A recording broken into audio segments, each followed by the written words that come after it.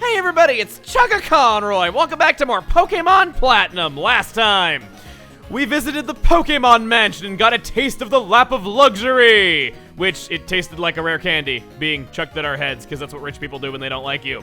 We also came back here to Route 210 and cleared the way of those Psyduck with chronic headaches, opening the way. This time, we're going out to Northern Route 210, a new land that we have yet to explore, and we'll see what lies beyond here.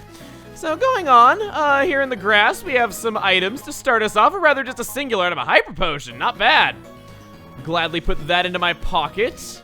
And over this way, yes, we have yet another new item. Remembering this right, a Nest Ball. Clearly the most useful of all Pokeballs.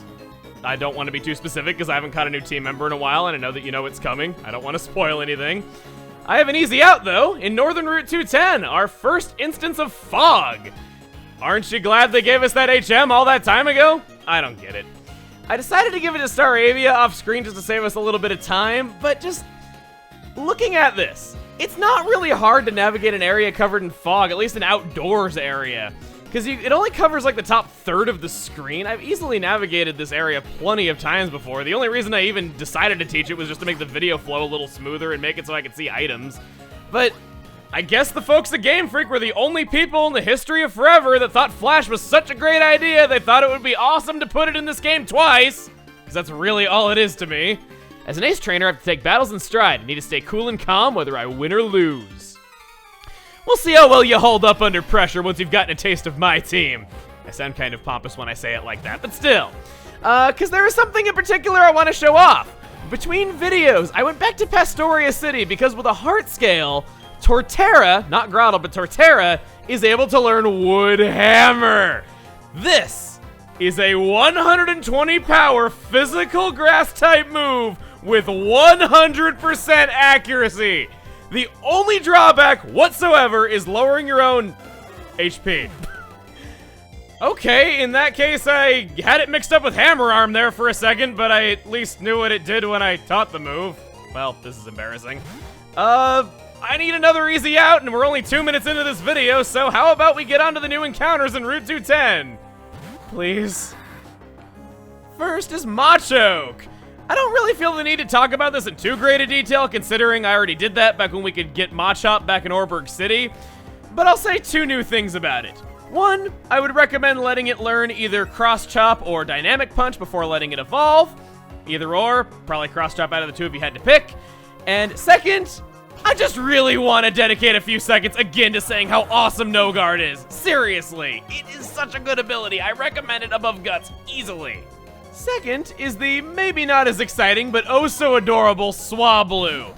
This normal flying type Pokemon will become a dragon flying type Pokemon that's tanky of all things.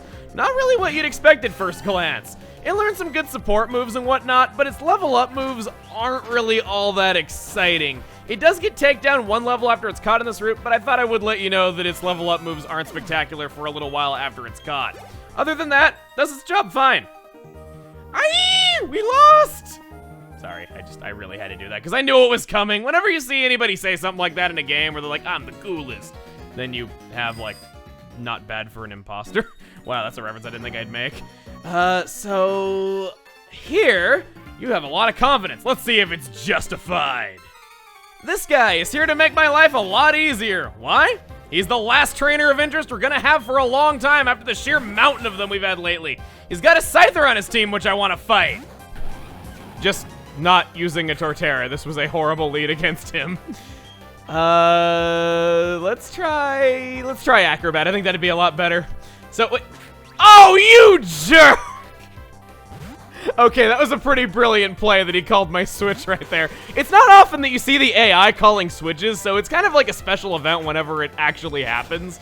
Because so rarely do they switch themselves, or do they really even seem to believe that switching is a feature of the game.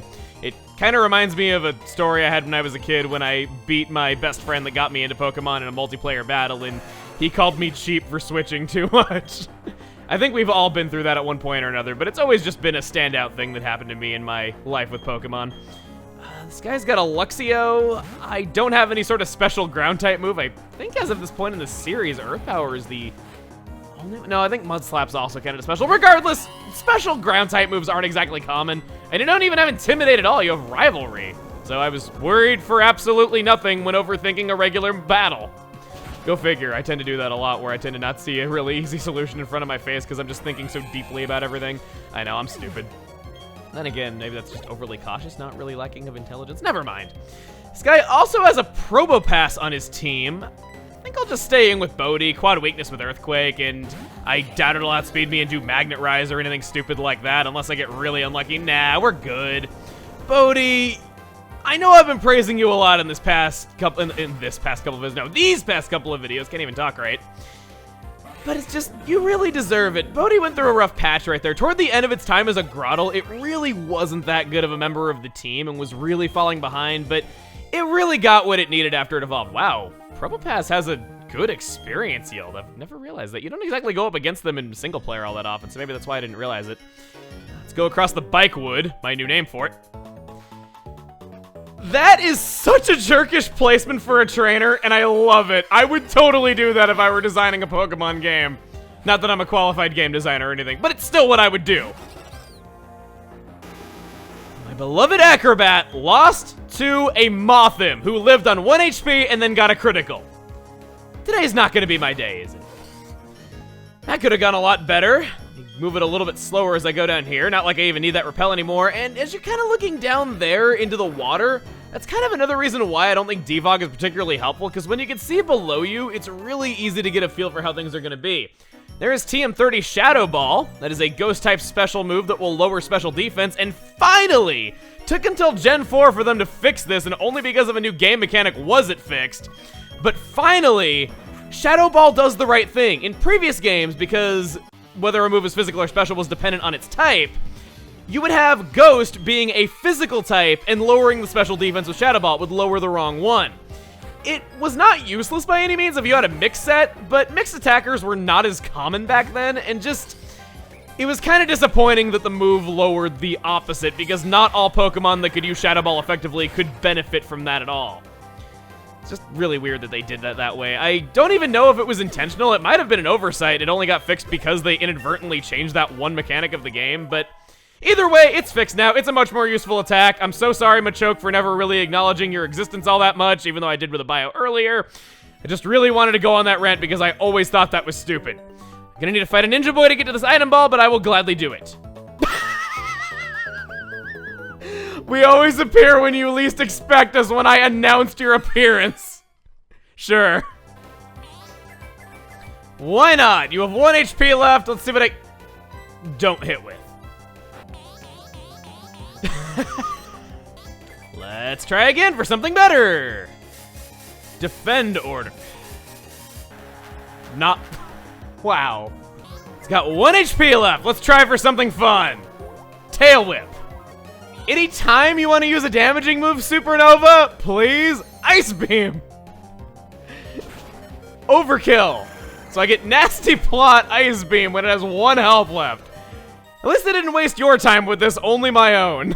I didn't expect to lose. This thing had better have been worth it. Smoke Ball makes it so that you can escape from any wild Pokemon battle as long as the Pokemon that is currently active is holding it. Kind of a useful item, makes the Pokédoll not as good. I'll teach you about the charms of bird Pokemon. So you're not an ace trainer, are you? Are you a bird keeper? Yes, you are. Your field sprite, if I may say so, does a horrible job representing your trainer class. Consider demanding a redraw. Scythe, do what you do so well. Cut that owl down to size. Sounds very violent now that I say it out loud. Kind of a fun fact that I've recently learned about Hoot Hoot is that Ken Sugimori, he had grown up around a bird that always stood on 1 foot, and it just led to everyone believing the bird only had 1 foot, and that's what inspired Hoot Hoot. Things like that. I wish that more stories like that were out in the open, because you know that every single Pokemon has got to have a story behind its creation that's really involved, or just funny, or just a whimsical childhood memory or something like that. I'd love to know every single one of them, and I know they had to be floating around out there with people that have worked on these games. But I just thought it was cute, okay? That's really all you need to know about it.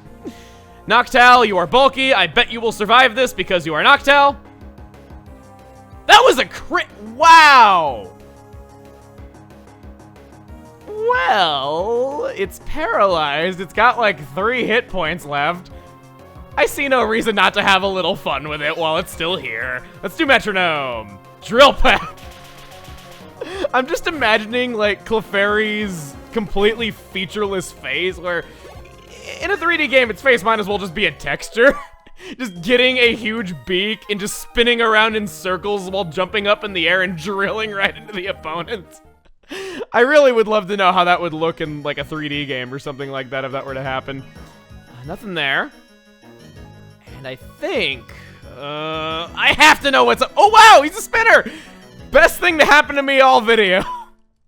Let's get that citrus berry.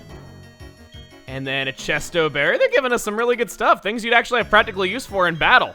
Not that I need any more of these, mind you. A wiki berry. Reminds me of the time when I found my first Wikipedia article. It was on Pokemon Ruby and Sapphire, and I thought that Wikipedia was a Pokemon fan site named for the Wiki Berry. No, really. That was the thing I did when I was a kid. I'm sure I've told that story before, though. Here... That's what I get for not just running into town instead of checking the sign each and every time, but I like doing that because I think it has a nice touch to it, but then I just run into a wild Pokemon because I'm on a bike and I miss what I'm doing. I talk about it like this very specific scenario happens to me every time. No, it has only happened to me just this once. I don't know why, I just seem to be very quick to be angered this time around, and it's not like me at all. I was going to say that we have arrived in Celestic Town. We were asked by Cynthia to come here to deliver that old charm to her grandmother, and since we're not gonna have it much longer, I see no reason why we can't eavesdrop in on what the cargo is. An ancient good luck charm made of Pokemon bones to be taken to the Elder of Celestic Town. Looks more like a Buddhist rosary bead to me than a Pokemon bone, but I'll take their word for it that that's what it is. And, yes, you heard right. It has the Eternicity music, which I am not very fond of. So let's go into the Pokemon Center, listen to something a lot more upbeat, and just kind of pretend like that's not the case. I don't mean to speak ill of anybody that actually likes this theme, but you know my history. There's an odd spaceman in front of the ruins. There isn't anything there, but that only seemed to make him get angry. He's saying he will blow up the town with a bomb. The nerve of it all. If I were only younger, I'd punish that spaceman with my Pokemon. Just because you're old doesn't mean your Pokemon can't use Fire Blast and stuff like that, and if that is the case, I really hope I don't ever get old. She's just telling us the exact same thing. We can't reason with her or realize that she is Cynthia's grandmother and give her that item. Here we have a Dragon Fang that'll boost the power of Dragon-type moves. Not exactly the most helpful item unless you're raising a Gibble, but hey, maybe you are. Opposite to it, up in this corner, is a King's Rock. That is an evolution item, but it can also be used to make some attacks that would not flinch otherwise have a 10% chance of flinching. Can be kind of useful. It's a decent item. Not really sure I'll use it myself because I tend to have terrible luck with it, but that's just me. Maybe you might want to use it.